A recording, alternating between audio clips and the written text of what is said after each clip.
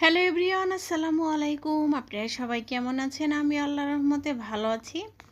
আজকে একটু বের হয়েছিলাম, যেহেতু শীত শেষ হয়ে যাচ্ছে। বাজারে মটরশুঁটি আর সিমের বিচি পাওয়া যায়, আর দেখা যায় গরম পড়লে তো এগুলি আর পাওয়া যাবে না। সেই জন্য চিন্তা করলাম একটু কিনে নিয়ে আসি। কিনে নিয়ে এসে একটু সংরক্ষণ করি। এখানে আমার আম্মা শ্রেণীর ভিতরে ঢেলে নিচ্ছে, আর আমি সবসময় একটু বড় মটরশুঁটিগুলোই কেনার চেষ্টা করি। দেখা যায় ছোটোগুলো আমার কাছে ভালো লাগে না, যদিও এটা হাইব্রিড, কিন্তু এটাই আমার কাছে ভালো লাগে। আর দেখা যায় ছোটোগুলা রান্না করলে একদম ছোট হয়ে যায়, আর কেমন জানি শক্ত হয়ে যায়, ভালো লাগে না। মটরশুঁটিগুলো আমি এই ছিলে নিচ্ছি, আর আমি প্রতি সিজনে দেখা যায় মটরশুঁটি কিনে রেখে দিই। দেখা যায় সারা বছর ডিপে রেখে দিলে অনেক সুন্দর থাকে। আর এখানে আমি 2 কেজির মতো মটরশুঁটি নিয়ে এসেছি। আর হাইব্রিড মটরশুঁটি একটু বড় বড় হয়ে থাকে। এখানে আমার আম্মাকে বাছতে দিয়েছি, বয়স্ক মানুষ আর কী করবে, বসে বসে সে বাছছে।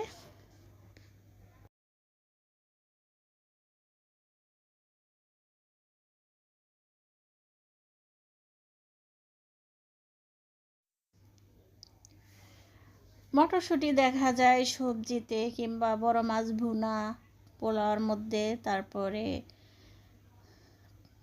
ফ্রাইড রাইস, অনেক কিছু দিয়ে ব্যবহার করা যায়। আমার কাছে ভালোই লাগে, এই জন্য আমি সব সময় কিনে রেখে দিই।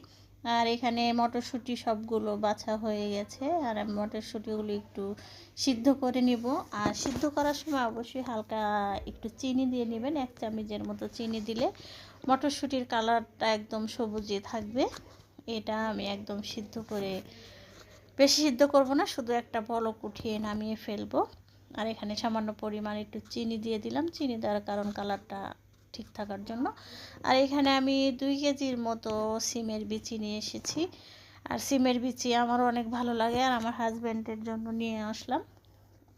দেখা যাবে যে ও দেশে যখন আসবে তখন আর এগুলি থাকবে না, সেজন্য চিন্তা করলাম কিনে নিয়ে এসে বেছে রেখে দিই।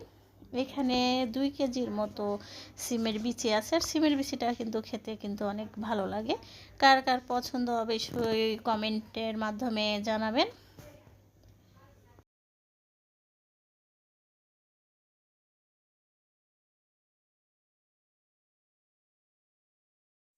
আর সিমের বিচি কিন্তু এমনিতে রাখা যায় না। আপনারা যদি এমনি ডিপ ফ্রিজে রাখেন, পরবর্তীতে কিন্তু একটু শক্ত শক্ত হয়ে যায়, খেতে ভালো লাগে না।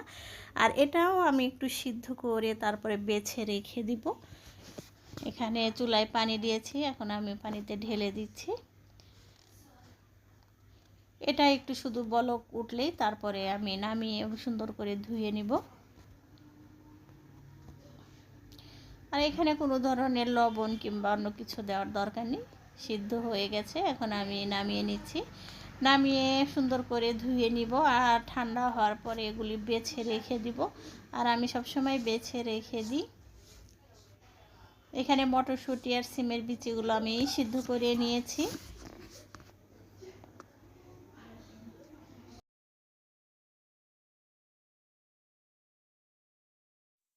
এইখানে সিমের বিচিগুলো সন্ধ্যাবেলা বেছে নিচ্ছি। এখানে ছেলে মেয়েকে একটু কাজে লাগিয়ে দিয়েছি, আমার আম্মাও সাথে বাচ্ছে, যেহেতু অনেকগুলো সময় লাগবে। এখানে 2 কেজির মতো আছে। সবগুলো বেছে এরপরে জিপলক ব্যাগে রেখে দিব। আপনারা চাইলে পলিথিন করেও রেখে দিতে পারেন। এই তো বেছে ফ্রিজে রেখে দিব। আর যদি আজকে ছোট্ট এই ব্লগটি আপনাদের ভালো লেগে থাকে, তাহলে অবশ্যই একটি লাইক দিবেন এবং আমার চ্যানেলের সাথেই থাকবেন। আল্লাহ হাফেজ।